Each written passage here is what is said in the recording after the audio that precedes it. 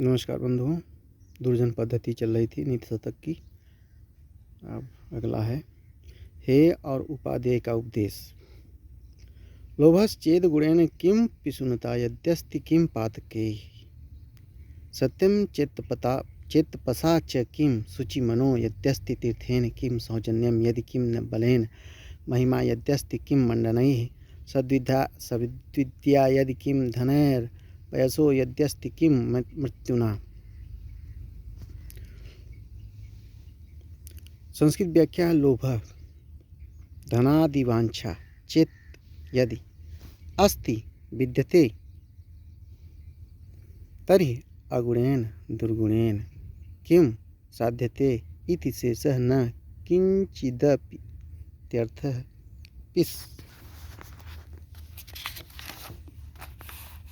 पिशनता परोक्षे परदोष सूचकता यदि अस्ति अपातकैः पापैः किम सत्यम यथार्थ भाषणं चेत् अस्ति तपसा च व्रत नियमैश्च किम मनः चित्त शुचि शुद्धम यदि अस्ति तीर्थेन काशी प्रयागादि तीर्थकरणेन किम सौजन्यम सुजनता यदि अस्ति बलेन शारीरिक शक्त्या परिजनेन वा किम महिमा महात्म्य यदि अस्ति मंडनैः भूषणैः किम सद्विद्या सुविद्या यदि अस्ति धनैः वित्तैः किम अपयसः अपकीर्तिः यदि अस्ति मृत्युना मरणेन किम। अनुवाद। लोभ यदि है तो और दुर्गुणों की क्या आवश्यकता। चुगलखोरी है तो पापों का क्या प्रयोजन। सत्य यदि है तो तप की क्या आवश्यकता। मन यदि पवित्र है तो तीर्थाटन का क्या प्रयोजन। सुजनता यदि है तो बल की क्या जरूरत। यदि महिमा बड़प्पन है तो भूषणों का क्या प्रयोजन। सुविद्या यदि पास में है तो धन की क्या आवश्यकता। अपयश यदि है तो मृत्यु की क्या आवश्यकता।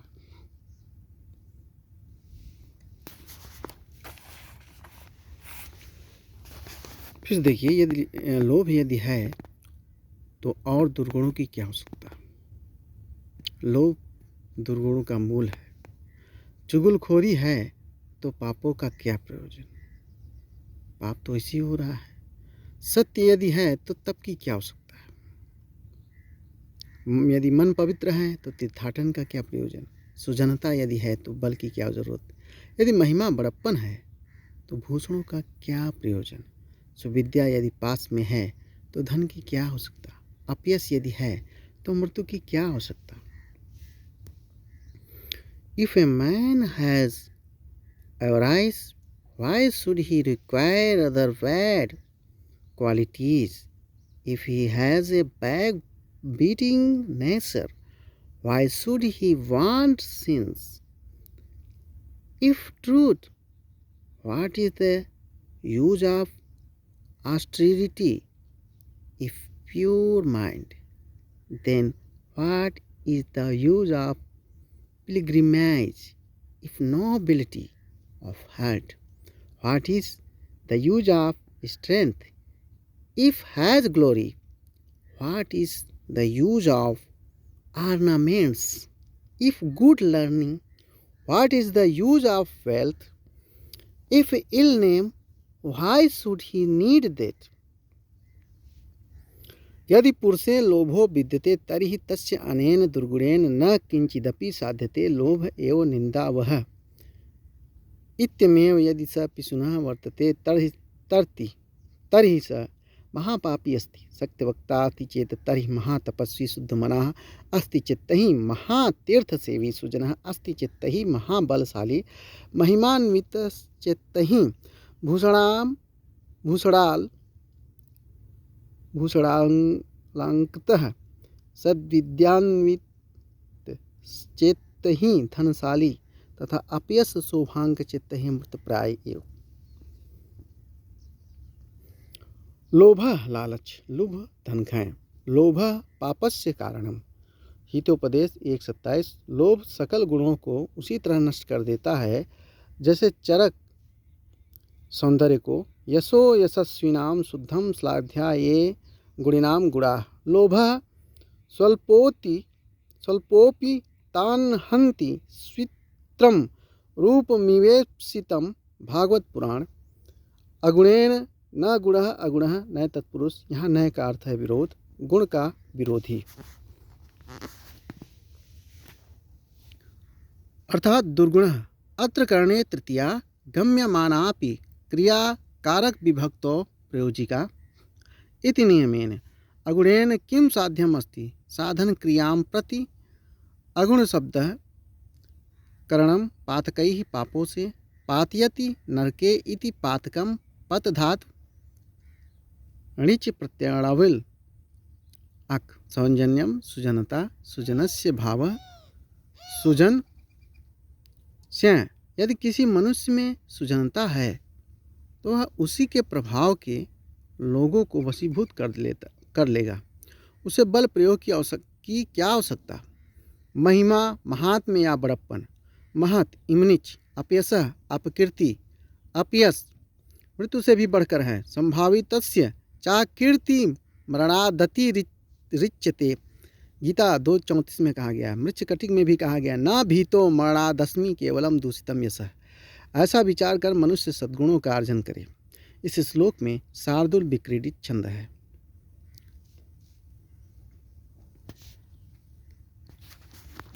अब शार्दुल विक्रीडित छंद है तो देख लो कैसे गाया जाता है।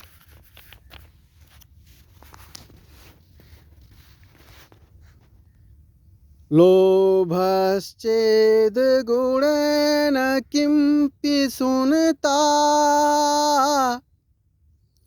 यद्यस्ति किं पातकैः सत्यं चेत् पशाच किं शुचिमनो यद्यस्ति तीर्थेन किं सौजन्यं यदि किं बलेन महिमा यद्यस्ति किं मण्डनै सद्विद्या यदि किं धनैर्पशयो यद्यस्ति किं मृत्युना।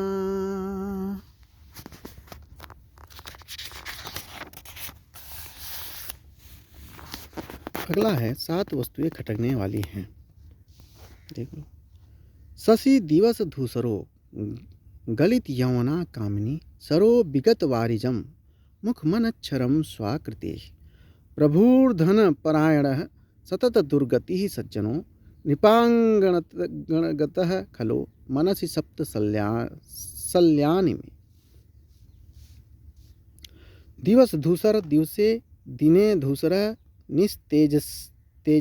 निस्तेजस्कः शशि चंद्रः गलित यौवनः गलितं नष्टं यौवनं तारुण्यं यस्याः तादृशी कामिनी रमणी विगत वारिजं नष्टकमलं सरः कासारः स्वाकृते सुंदर पुरुषस्य नच्छरं विद्याविहीनं मुखम आननं धनपरायणः संपत्ति लोलुपः। धनपरायण का मतलब संपत्ति लोलुप। प्रभु राजा सतत दुर्गति निरंतर दारिद्र्योपहितः सज्जनः सुजन नृपांकः नृपांगणगतः राजगृहान्तर्वर्तिः खलः दुष्टः इति एतानि सप्त संख्या कवस्तूनि मे मम मनश्चित्ते शल्यानि शल्यवत् दुस्सह दुखकारिणी सन्ति।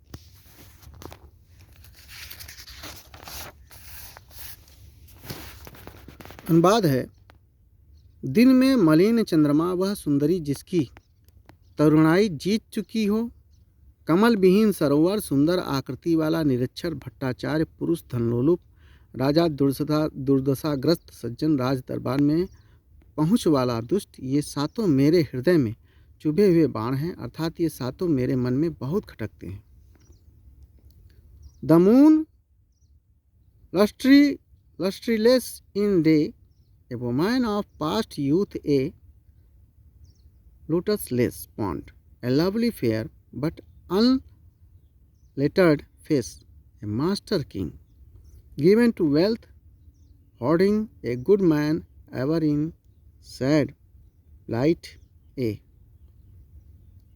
Write a rug having access to a king's court. These are the 7 soft sunk deep into heart.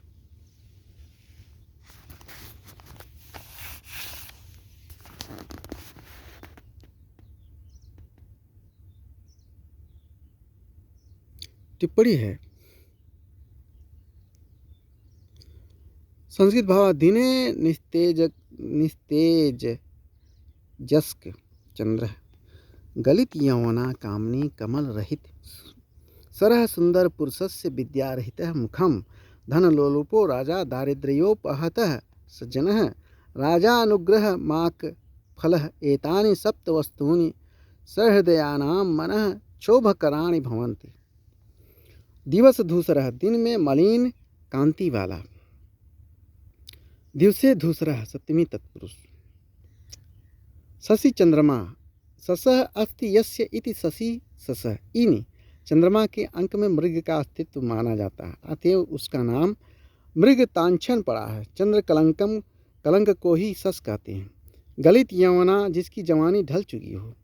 गलधन अक्त कर्तरि गलितम यूनो भाव यौवनम युवन धन अण हायन्नांत युवादिभ्योण इत्यनेन गलितम यौवनम यस्याह सा बहुब्रीहि समास। कामनी रमणी कामधन इन धन गीत विगत वारिजम कमलों से रहित वारिणी जायन्ते इति वारिजानि वारिधन जनधन ड। सप्तम्यां जनेड इत्यनेन विगतानि वारिजानि यस्य तत् विगत वारिजम बहुब्रीहि समास। स्वाकृते सुंदर आकृति वाले सुशोभना आकृति यस्य स स्वाकृति बहुब्रीहि समास। तस्य संबंधे षष्ठी अनक्षरम अक्षर ज्ञान या शिक्षा से रहित अविद्यमानम अक्षर यत्र तत् न बहुब्रीहि समास। धन परायण धन का लोभी परम आयनम परायणम कर्मधारय समास। धनमेव परायणम यस्य स धन परायण बहुब्रीहि समास। सतत दुर्गति सदा विपत्ति में पड़ा हुआ दुष्टा गति ही दुर्गति कर्मधारय समास। सतता सततम वा दुर्गति यस्य सह बहुब्रीहि समास। सतत दुर्गतः पाठ रखने पर सततम दुर्गतः सुपसुपा समास। नृपांगणगतः राजा का बड़ा दरबारी या मुहुल गुआ। नृपस्य अंगनम नृपस्यंगनम षष्ठी तत्पुरुष। तत् गतः द्वितीय तत्पुरुष। कुमति च इति सूत्रेण तस्य अणः कुमति च इति सूत्रेण नस्य अणः अणः।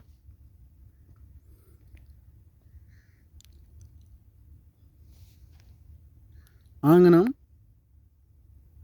के लिए आंगन और अंगण दोनों शब्दों का व्यवहार होता है, किंतु बहुत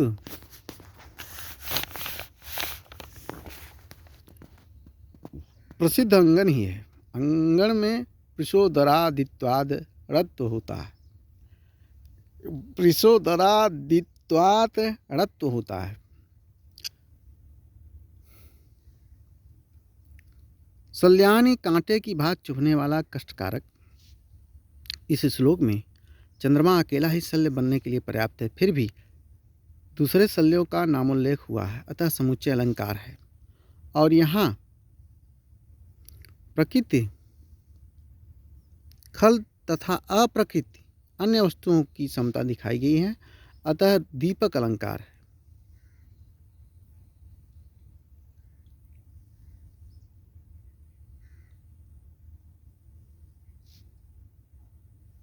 अतः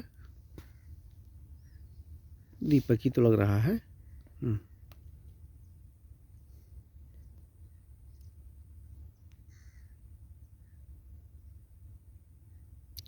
इन दोनों अलंकारों में अंगांगी भाव से संकर है। इसमें पृथ्वी छंद है।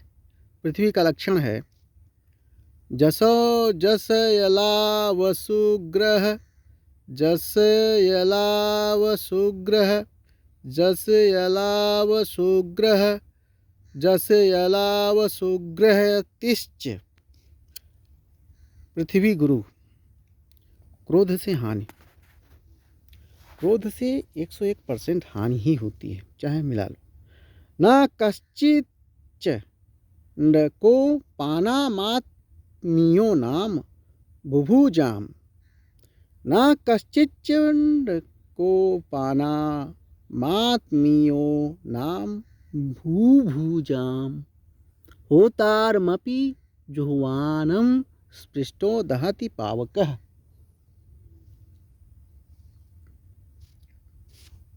संस्कृत व्याख्या।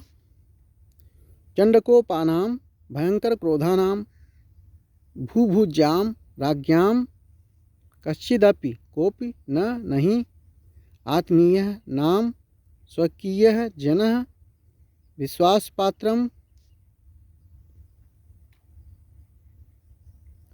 जुह्वानं हवनं कुर्वाणं होतारमपि यजमानमपि पावकः अग्निः स्पृष्टः सन दहति संतापयति। जिसका कोप बड़ा प्रचंड है, उन राजाओं का कोई भी अपना नहीं। छू जाने पर अग्नि हवनकर्ता को जलाती ही है। जिनका कोप बड़ा प्रचंड है, उन राजाओं का कोई भी अपना नहीं। छू जाने पर अग्नि हवनकर्ता को जलाती ही है। क्या बात है। आग किसी को नहीं छोड़ती, तो अग्नि आग है। Known is indeed the fate of the king whose anger is furious. The fire faintest burn even the sacrificer of offering oblation. Sanskrit भावार्थ।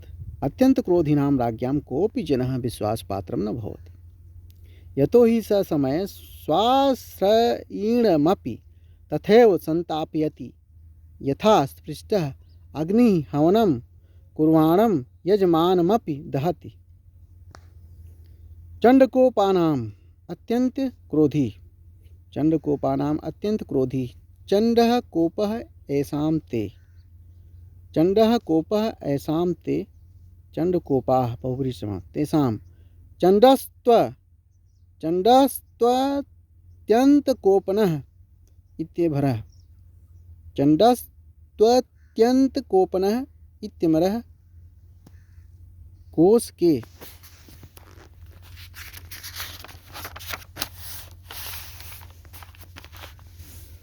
के प्रमाण से चंड का ही अथ अत्यंत क्रोधी है। प्रमाण से चंड का ही अथ अत्यंत क्रोधी है। फिर चंड कोपानाम में कोप शब्द का उपादान व्यर्थ मालूम होता है, अतएव यहाँ चंड का अर्थ भयंकर करना उचित है। भुभुजाम राजाओं का।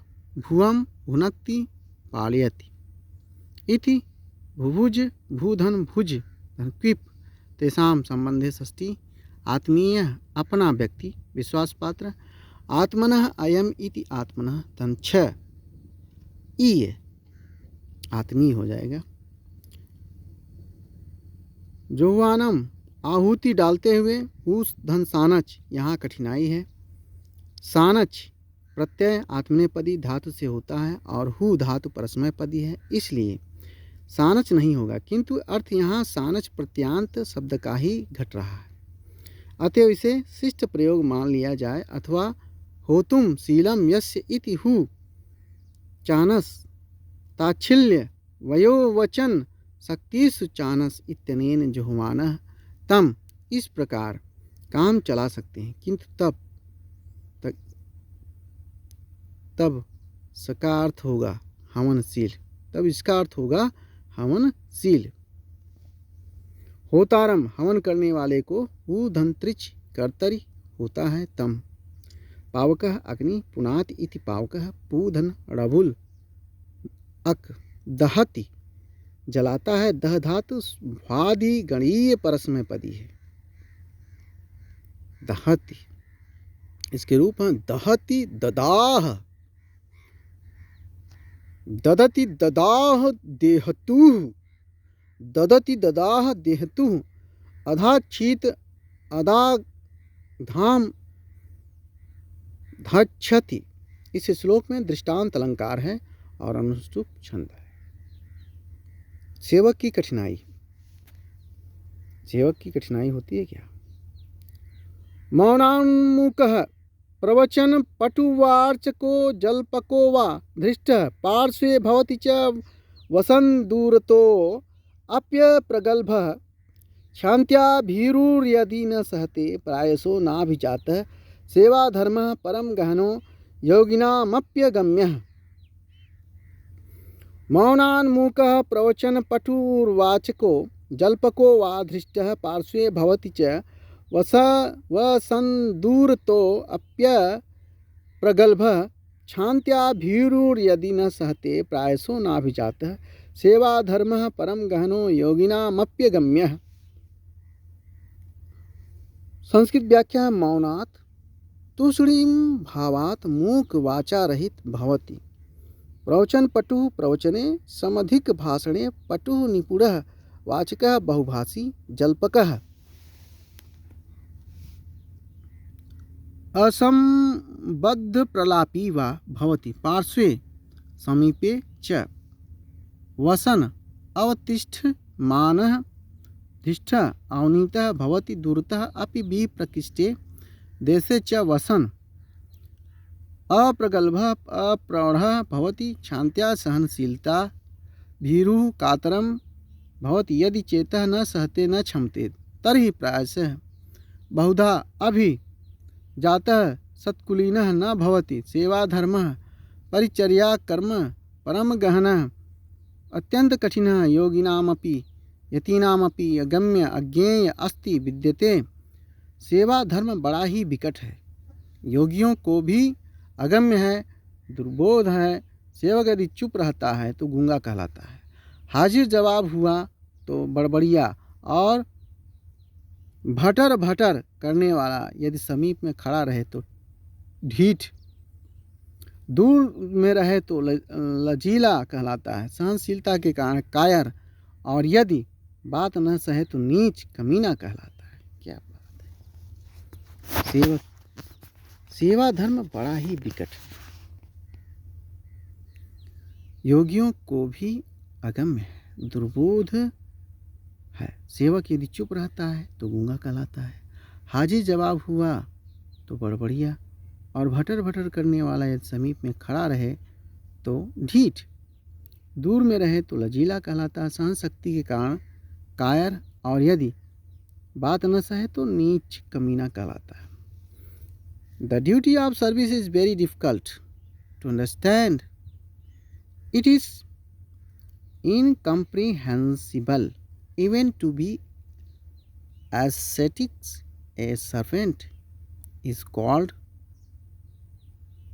dumb and mute if he keeps silence. If short is reply, he is called talkative or garrulous. If he stands near, he is called impudent. If he stays after, he is called shy on account of his power of endurance. He is called a coward. If he does not provoke an insult, he is generally regarded as base-born or अनमैनरली। परिचर्या कर्म अतीव कठिनम विद्यते। यदि सेवकः मौनमा चरति तर्हि स मूकः उच्यते। भाषणे चेत स पटु बहुभाषी कथ्यते। समीपे वसन धृष्टो भवति, दूरतो वसन अप्रौढ़ो भवति, सहनशीलश्चेत भीरुः भवति, यदि न सहते तर्हि अकुलीनः कथ्यते। इत्थम् अतिगूढ़ः सेवा धर्मः योगिनोऽपि न जानन्ति किमुतान्ये। मौनात् चुप रहने में मुने भावः कर्म व मौनम मुनिधन घय तस्मात् हेतौ पंचमी। प्रवचन पटु बोलने या उत्तर देने में कुशल, प्रवचने पटु सप्तमी तत्पुरुष। वाचक बहुत बोलने वाला, बकवादी, वजधन रावुल, जल्पकः बड़बड़िया, जल्पधन रावुल अथवा जल्पत इति जल्पः जल्पधन अच पचादित्वात् कुत्सितः जल्पः इति। जल्पकः अथवा जल्प एवं जल्पकः जल्पधन कन स्वार्थे शांत्या क्षमा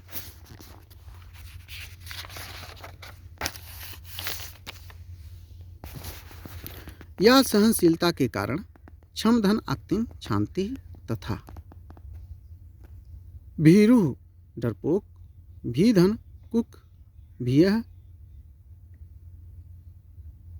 क्रुक्लूकनो इत्यनेन अभिजातः कुलीन। कुल अभिधन जन धन अक्त सेवा धर्म, सेवा रूपी धर्म। सेव धातु अ गुरोश्च हस्तः हलः इत्यनेन टाप सेवा। गृह्यते अनेन समाजः संसारो वा इति धर्मः। गृहधर्मः सेवा रूपः धर्म। मध्यमलोपी समास योगिनाम अपि अगम्य। योगियों के लिए कठिन अर्थात योगी भी सेवा धर्म का निर्वाह नहीं कर सकते। साधारण पुरुषों की तो बात ही क्या। इस श्लोक में अतिशयोक्ति अलंकार है और मंदाक्रांता छंद है। छंद है का लक्षण है मंदाकांता जलधि सड़ गई मभौ न तौ ताद गुरुचि। मंदाकांता जलधि सड़ गई मभौ न तौ ताद गुरुचि।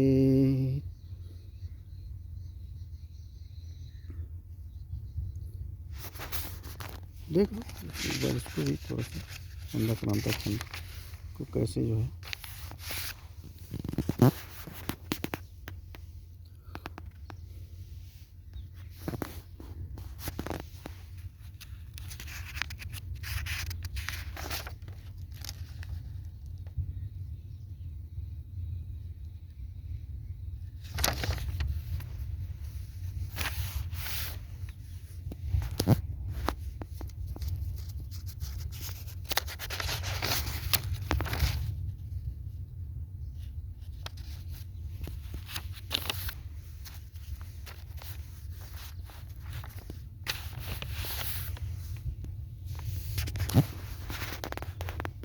मंदाक्रांता में देखो सेव की कठिनाई है।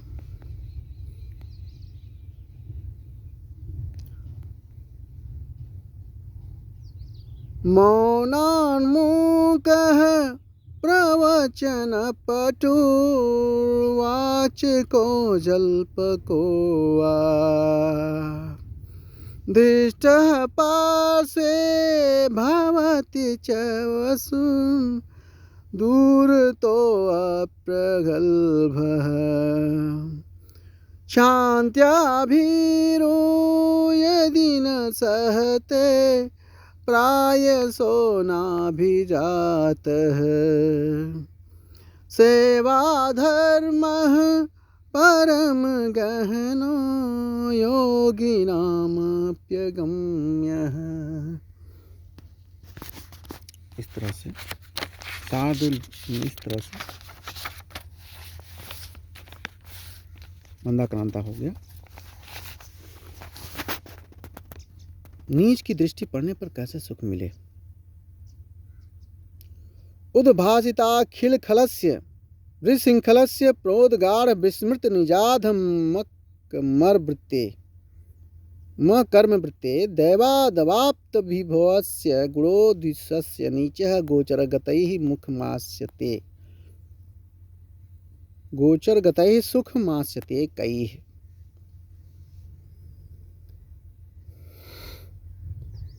उद्भासिता खिल खलस्य उद्भासिता प्रकाशिता अखिलाः सकलाः खलाः दुष्टाः एन तादृशस्य विशृंखलस्य उच्छृङ्खलस्य प्रोद्गारः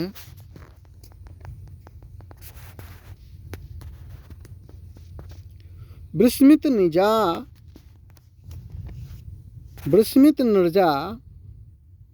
धर्मकर्मवृत्तेः प्रोद्गारहम् अतीतराम यथा तथा विस्मृता विस्मरणं नीता निजा स्वकीया अधम कर्मवृत्तिः नीच कर्म व्यापारः येन तस्य दैवात् संयोगात् अवाप्त विभवस्य प्राप्त लक्ष्मी कस्य गुणद्विषः गुरुर्दोहिनः यस्य पूर्वोक्तस्य नीचस्य अधम पुरुषस्य गोचरगतैः विषयवासिभिः कैः जनैः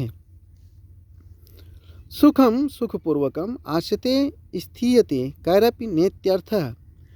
जो नीच सर्वगुण द्वेषी है और जो संयोगवश विभव पाए हुए हैं, जो अपनी पहले की अधम कर्मवृत्ति को एकदम भूल बैठा है, जो उच्छृंखल है और जिसने खल मंडली का गौरव बढ़ा दिया है प्रोत्साहन द्वारा अथवा अपनी उन्नति द्वारा, उस नीच की पहुंच के भीतर,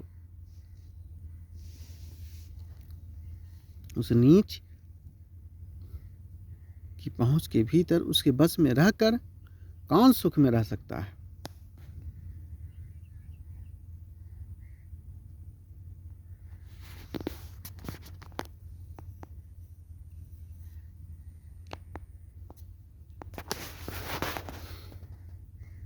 Who can live happily when fallen within the range of a mean-minded villain?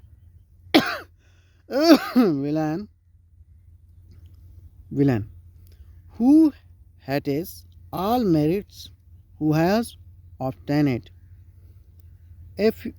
affluence by chance, who has quite totally forgotten his own former mode of living by nefarious deeds, who is all unbridled, and who has aggrandized the entire class of not. अदृष्टवशात् प्राप्त लक्ष्मिकः विस्मितस्व प्राक्तन नीच कर्म जीविका निर्वाह गुणद्रोही दुर्जन शिरोमणि नीच पुरुषः सर्वेषां क्लेशकरो भवति अतः तस्य दूरे एवं स्थातव्यः सर्वे। टिप्पणी उद्भासिताखिल खलस्य समस्त दुष्टों को प्रकाशित करने वाले अर्थात अधिकार देकर सारे दुष्टों को पुरस्कृत करने वाले अखिला खलाह कर्मधारय समास उद्भासिता अखिल खलाह एन सह बहुब्रीहि समास तस्य विशृंखलस्य श्रृंखला रहित अर्थात मनमाना काम करने वाले स्वेच्छाचारी का विगता श्रृंखलता विधि निषेध रूपा यस्य स बहुब्रीहि समास तस्य प्रोद्गार विस्मृत निजाधम कर्मवृत्ते अपनी पहले की अधम कर्मवृत्ति को एक दम भूल जाने वाले प्रधन उदधन गाह धन अक्त प्रोद्गाह वृत्त धन अक्तिन वृत्ति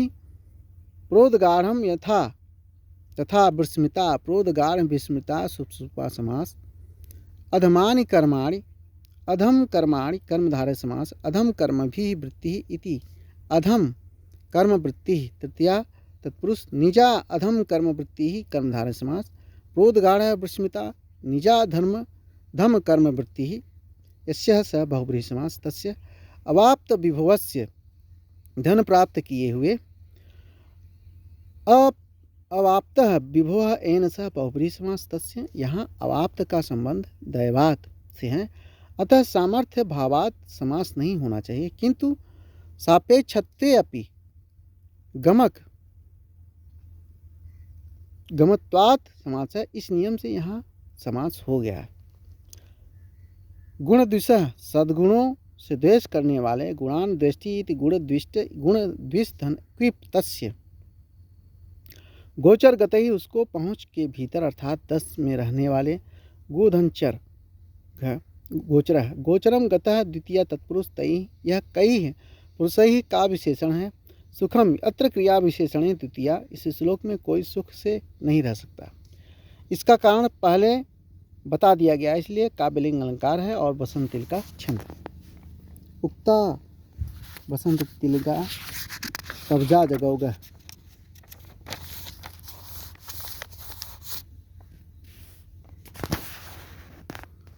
खलों एवं सज्जनों की मैत्री में अंतर। आरंभ गुर्वी क्षैणी क्रमेण लग्ध्वी पुरा बुद्धिमुपैति पश्चात दिनस्य पूर्वार्ध परार्ध भिन्ना छायेव मैत्री खल सज्जनानाम। आरंभ गुर्वी आरंभे आदौ गुर्वी बृहति क्रमेण काल क्रमेण क्षैणी क्षयशीला पुरा प्रारंभे लब्ध्वी सूक्ष्मा पश्चात अनंतर बुद्धिम उपायति वर्धते दिनस्य दिवसस्य पूर्वार्ध परार्ध भिन्ना पूर्वार्ध परार्धाभ्याम पूर्वाह या पराभ्याम भिन्ना पृथक विधा छाया इव अनातप इव खल सज्जनानाम दुर्जन सज्जनानाम मैत्री मित्रता भवति। अनुवाद। आरंभ में बड़ी फिर धीरे धीरे छोटी होने वाली, पहले छोटी पर पीछे धीरे धीरे बढ़ने वाली पूर्वाहन और अपराहन काल की छाया की जैसी खल और सज्जनों की मित्रता होती है। आरंभ में बड़ी फिर धीरे धीरे छोटी होने वाली, पहले छोटी पर पीछे धीरे धीरे बढ़ने वाली पूर्वाहन और अपराहन काल की छाया की जैसी खल और सज्जनों की मित्रता होती है।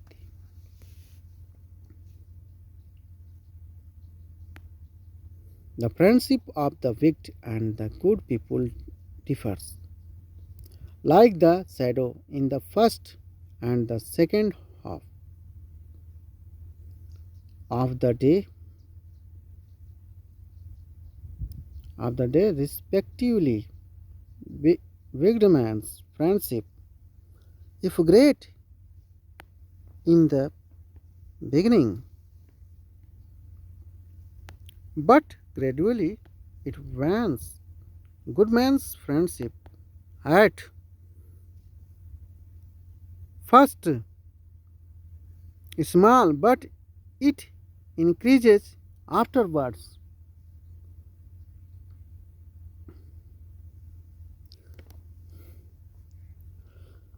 संस्कृत भाषा। यथा दिनस्य पूर्वार्धे छाया बृहति अस्ति अनन्तरं क्रमेण क्षैणी भवति तथैव दुर्जनस्य मैत्री आरभते महति स्यात् पश्चात् च क्रमेण स्वल्पात् स्वल्पतरा भवति किन्तु सज्जन मैत्री एतद्विपरीता